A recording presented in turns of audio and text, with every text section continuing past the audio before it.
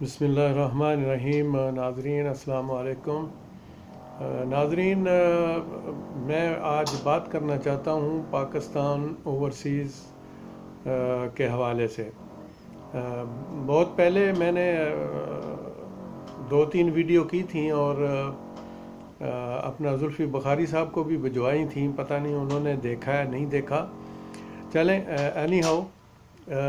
ایک پروگرام میں ڈاکٹر پیرزادہ معید پیرزادہ صاحب کے ساتھ انہوں نے بڑے اچھے پوائنٹ اٹھائے تھے اوورسیز پاکستانیوں کے بارے میں، اور اس سے بڑی خوشی ہوئی تھی۔ لیکن اس کے بعد بات ٹھنڈی ہو گئی ہے، سمجھ نہیں آ رہی کہ کیوں ایسا کیا مسئلہ ہے کہ جو اس بات کو دوبارہ اٹھایا نہیں گیا۔ تو اس کے لیے ہم ریکویسٹ کرنا چاہ رہے تھے کہ دیکھیں، چلو درمیان میں یہ کرونا بھی آ گیا، اس کی بھی ایک وجہ بن سکتی ہے، لیکن بار بار ہم یہ ریکویسٹ کر رہے ہیں اوورسیز پاکستانی کہ ہمیں جو ہے نا، یہ دو تین ہمارے بڑے نارمل سے پوائنٹ ہیں، اور ان کو ہم چاہتے ہیں کہ بھئی حکومت کے سامنے جتنا بھی زیادہ سے زیادہ ہو سکے ہم اس کو ہائی لائٹ کریں، تاکہ حکومت اس ہمارے دارینہ مسئلے پر جو اوورسیز پاکستانیوں کا ہے اس کو حل کرے قانونی لیول پر۔ زبانی حساب کتاب کا کوئی فائدہ نہیں ہوگا۔ اس میں پہلی بات یہ ہے کہ جتنے بھی اوورسیز پاکستانی کم از کم 5 سال سے زیادہ عرصہ اوورسیز میں کام کرتے ہیں، ان کو EOBI کی ممبرشپ دی جائے۔ یہ ہم پہلے بھی ریکویسٹ کر چکے ہیں کہ دیکھیں، ہمارے اوورسیز پاکستانیوں کے ساتھ، ہم جتنے بھی اوورسیز پاکستانی ہیں سب کے ساتھ پرابلم کیا ہے کہ ایک تو ساری زندگی جو ہم کماتے ہیں ملک کو بھی دیتے ہیں، خاندان کو بھی دیتے ہیں، تو خاندان والے کھا جاتے ہیں، ملک بھی کھاتا رہا آج تک۔ چلیں الحمدللہ، آج ابھی ایک ایسی حکومت ہے جس کو اوورسیز پاکستانیوں کا درد سب لوگوں سے زیادہ ہے، اور وہ احترام بھی کرتے ہیں، بات بھی سنتے ہیں، اور ہمیں بڑی امید ہے کہ انشاءاللہ تعالی ہمارے ان جائز مطالبات کو جلد از جلد حل کیا جائے گا، اور ہمیں ایک بڑی خوشخبری جو ہے وہ پرائم منسٹر صاحب کے تھرو یا ان کے معاون خصوصی زلفی بخاری صاحب کے تھرو جو ہے وہ سنائی جائے گی کہ ہم نے یہ کر دیا۔ دیکھیں، سب سے پہلے جو ہمارا مسئلہ ہے وہ یہ ہے کہ ہمیں EOBI کی ممبرشپ دی جائے، یعنی پینشن دی جائے۔ جو آپ لوگوں کے پاس ریکارڈ ہے، وہ جو پروٹیکٹر کا ریکارڈ موجود ہے، جب جب کوئی اس ملک سے باہر گیا تو سب کے ریکارڈ موجود ہے، پروٹیکٹر والوں سے آپ ریکارڈ لیں، اور اس کے مطابق جو ہے وہ ہماری جس شخص کی بھی پینشن بنتی ہے ان کو پینشن دینا شروع کی جائے۔ کیونکہ جب ہم یہاں سے رل کے جاتے ہیں 30-35 سال کے بعد، تو ہمارے اپنے بھی اپنے نہیں رہتے، جو ہم نے وہاں بنایا ہوتا ہے وہ سب چھن چکا ہوتا ہے۔ اکثر لوگوں کے ساتھ یہی پرابلم ہے، اور بہت سارے ویکتی ہیں میرے پاس جن لوگوں نے مجھے سارے کیس بھی اپنے بھیجے ہوئے ہیں، میرے پاس تقریباً کوئی ہزاروں کے حساب سے کیس پڑے ہوئے ہیں۔ سب کے ساتھ جو زیادتیاں ہیں وہ سب سے زیادہ ان کے اپنے خاندان کی طرف سے ہیں، اپنے فیملی ممبرز کی طرف سے ہیں، پھر کئی لوگوں کی ان کی بیویوں کی طرف سے ہیں، اور جو تھوڑے بہت 1-2% ہیں وہ جس کے بھی ہتھے چڑھ جاتے ہیں وہی لوٹ لیتا ہے۔ کیونکہ اوورسیز پاکستانی جو ہیں وہ پاکستان میں جو لوگوں کی نیچر بدل چکی ہے کہ جو ہاتھ کرے گا اس کا ہاتھ کو نہیں، جو پاؤں کرے گا اس کو پاؤں کیوں نہیں، سب کچھ کھا جاتے ہیں۔ تو جیسے کوئی قابو میں آتا ہے وہ لوگ اپنا کام جو ہے نا وہ برابر کر جاتے ہیں۔ یہ مسکین ساری زندگی باہر کے دھکے کھاتے ہیں، جب لوٹ کے واپس جاتے ہیں تھوڑے بہت جو ان کے پاس پیسے ہوتے ہیں وہ وکیلوں اور ججوں میں تقسیم کر دیتے ہیں، تو بعد میں پھر جو ہے نا وہ منہ کھلا کا کھلا رہ جاتا ہے، اور ساری زندگی جو اچھی زندگی گزارنے کا سوچ کے پورے خاندان کی اچھیاں زندگیاں بنا دیتے ہیں، ان کے اپنے بچے جو ہیں وہ رلتے رہتے ہیں۔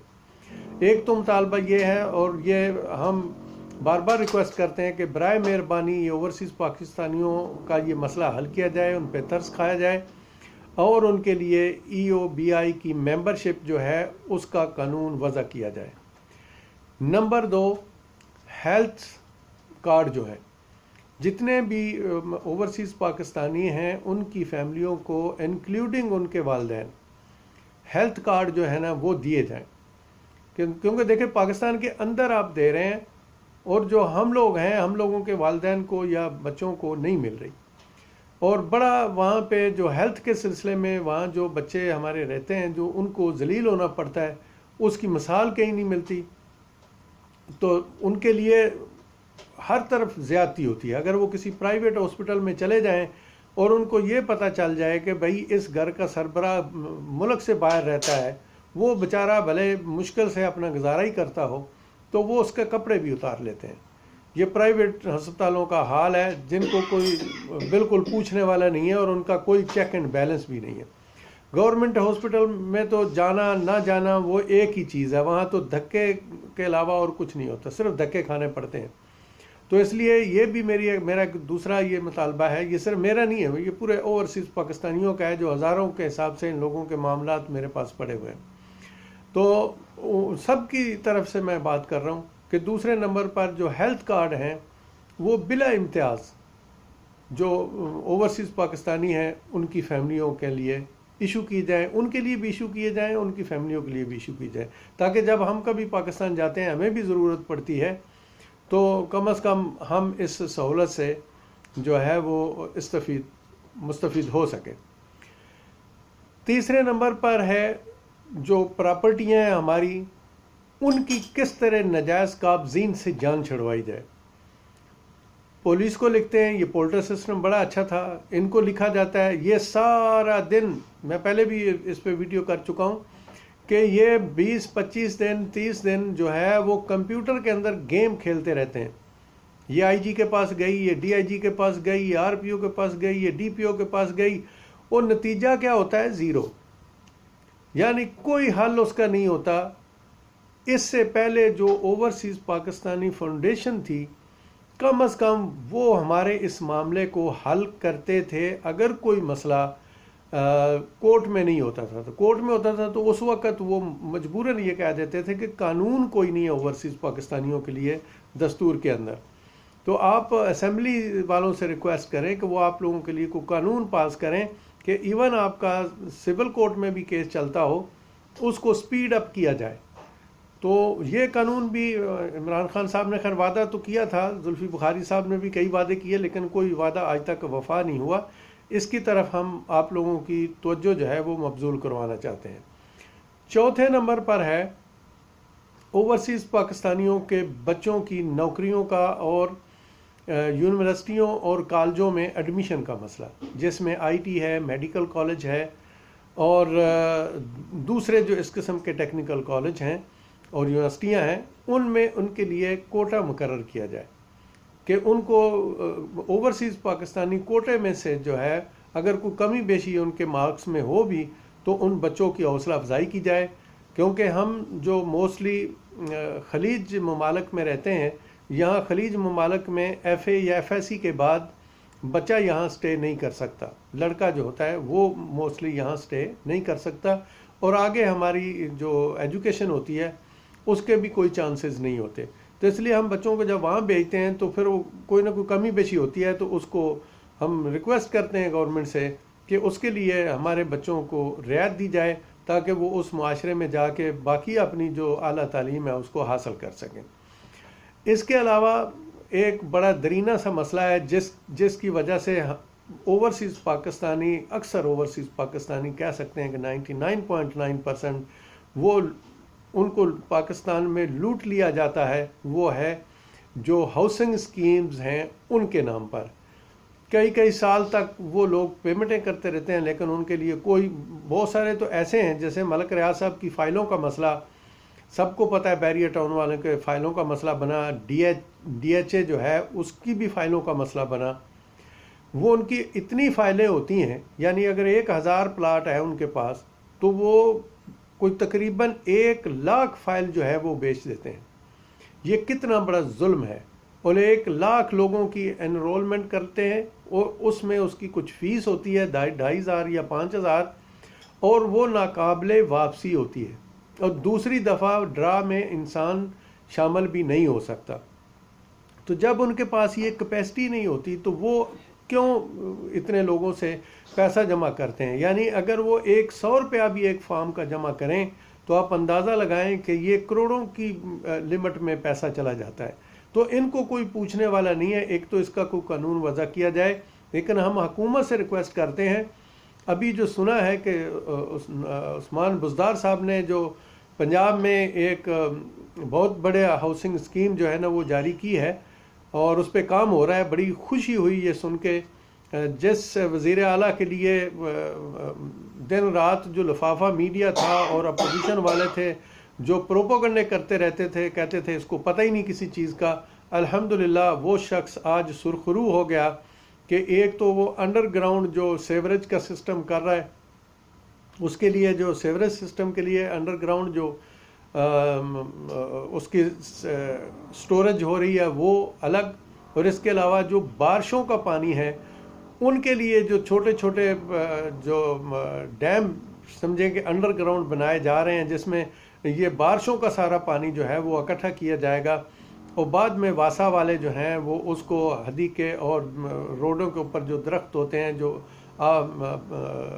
پھلکاری ہوتی ہے دوسری ہوتی ہیں ان میں وہ پانی استعمال کیا جائے گا، زراعت کے لیے استعمال کیا جائے گا. یہ ماشاءاللہ بہت اچھا منصوبہ ہے جو پنجاب گورنمنٹ نے ابھی سٹارٹ کیا ہے. لیکن اوورسیز پاکستانیوں کے حوالے سے میں یہ ریکویسٹ کرنا چاہ رہا ہوں کہ ہر ضلع لیول پر، یہ میری ایک ریکویسٹ ہے کیونکہ دور دور دنیا کہاں اپنے خاندانوں اور اپنی زمینوں جائیدادوں کو چھوڑ کے چلی جائے، کم از کم ضلع لیول پہ رکھا جائے اور ہر ڈسٹرکٹ لیول پر گورنمنٹ کے under overseas Pakistan housing scheme جو ہیں وہ متعارف کرائی جائیں. اور کیونکہ دیکھیں جو دوسرے پرائیویٹ کمپنیاں فراڈ کر رہی ہیں ان فراڈوں کو بند کیا جائے. اور یہ جو ہاؤسنگ اسکیمز ہیں جو ضلع لیول پہ بنائی جائیں ان کا کام جتنی جلدی ممکن ہو اس کا ایک ٹائم لمٹ دیا جائے، 5 سال کے اندر اندر اس کو ڈیولپ کر کے اس کو بنایا جائے. لوگ پیمنٹ دینے کے لیے تیار ہیں، کوئی ایسا مسئلہ نہیں ہے. بالکل ایمانداری سے جو پاکستانی ایمبیسیز ہیں ہر ملک میں ان کے تھرو جو ہے وہ اس کی سبمیشن کی جائے یا آن لائن سسٹم کیا جائے کہ overseas Pakistani on line apply کر کے اس میں سے جہاں جہاں ان کا پلاٹ نکلے اس کے حساب سے وہ اپنے چارجز جو ہے وہ دے دیں. آپ کو پتہ ہے کہ اس سے پہلے بھی اوورسیز پاکستان ہاؤسنگ اسکیمز ہیں جو میرا خیال ہے کہ 50 سال سے ہیں اور ابھی تک اس کے اندر کوئی کام دنیا والا نہیں ہوا. یعنی اگر کچھ لوگوں نے گھر بنا لیے ہیں تو وہ ایسے ہی رہ رہے ہیں جیسے کسی گاؤں میں رہ رہے ہیں، کوئی ڈیولپمنٹ کا کوئی انتظام نہیں ہے. اس کے علاوہ جو ٹورزم کا جو مسئلہ ہے، اس ٹورسٹ کے سسٹم میں اوورسیز پاکستانیوں کو موقع فراہم کیے جائیں کہ وہ اپنی انویسٹمنٹ کر کے کم از کم اپنا جو باقی زندگی کا حصہ ہے اور اپنے بچوں کے لیے وہ ٹورزم سائڈ پہ جا کے اپنے آپ کو ایڈجسٹ کر سکیں. تو اس میں جو ہے وہ اوورسیز پاکستانیوں کے لیے فیسلٹیز جو ہیں وہ زیادہ کی جائیں، رجسٹریشن کی جائے، ان کو کاروبار کے موقع دیے جائیں، ایکسپورٹ میں ہماری مدد کی جائے. اگر ہم کچھ ایکسپورٹ کرنا چاہتے ہیں پاکستان کے اندر سے اوورسیز پاکستانی تو ان کو فیسیلیٹیٹ کیا جائے، نہ کہ معاملات کو جو ہے نا وہ بڑھایا جائے. تو یہ میری آج کی ریکویسٹ ہے پرائم منسٹر صاحب سے، پریزیڈنٹ آف پاکستان سے اور معاون خصوصی اوورسیز پاکستانی جناب زلفی بخاری صاحب سے کہ ہمارے اس مسئلے کو برائے مہربانی جتنی جلدی ہو سکے یہ ہم اوورسیز پاکستانیوں کو خوشخبری دی جائے. اللہ آپ کا اور ہم سب کا حامی و ناصر ہو اور اللہ تعالیٰ اس ملک کو ہر قسم کے شیطانوں کے شر سے محفوظ رکھے. آمین ثم آمین.